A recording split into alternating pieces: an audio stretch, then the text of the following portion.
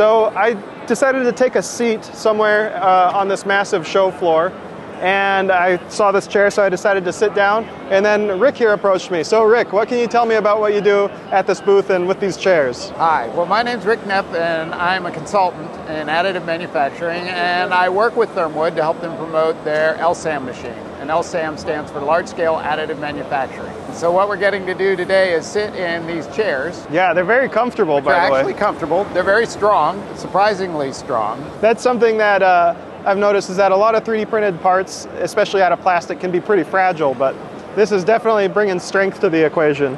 Yes, it's not like a traditional lawn chair. Feel free to thrash these around and you're not going to break them. They're pretty heavy too. Yeah. But the really cool thing about these chairs is also the material that they're printed with, which we show here on this sign, from a company called Sabic. And Sabic is a large plastic supplier.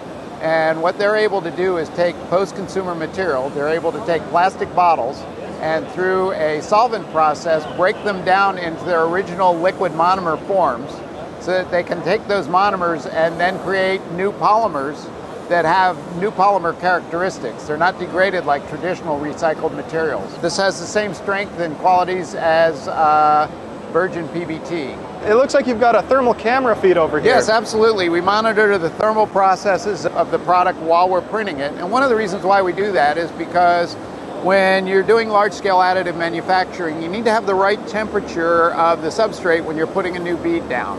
If the part's too cold, the bead won't stick right and the part will fall apart. Okay. If it's too hot and you're starting to build a tall part, it'll slump and it won't have the shape that you want it to have. And so what's limiting how fast we can go today is the layer time.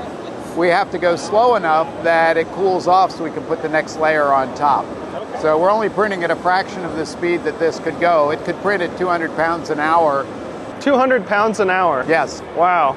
That's a lot of spools of filament, you know? Yes, and so we're not using spools, we're using pellets. We buy pellets in a 1,100 pound box called a Gaylord, and we can then suck them up into a big dryer that's behind the machine that dries the material off, and then we pneumatically convey it up to above the extruder where it's extruded down through this orange column, and then we've got a metering pump at the bottom that exactly meters out the right amount of material so we get the right bead width and the right bead thickness.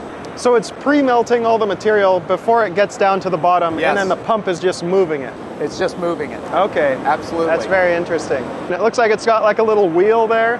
So what we have is we've got a water-cooled compression wheel that follows the nozzle as it's printing. And what that does is it takes the material and it pushes it together. The molten material in the top layer melts through and welds itself to the layer below. Wow. So, a lot of times when you're doing large-scale additive, your layer-to-layer bonding is the limit in your strength of the material. Right. And we have a strength of the material that's nearly what the virgin plastic is in our layer-to-layer bonding strength. Wow, that's incredible. So are those chairs for sale, or what do you do with all of them?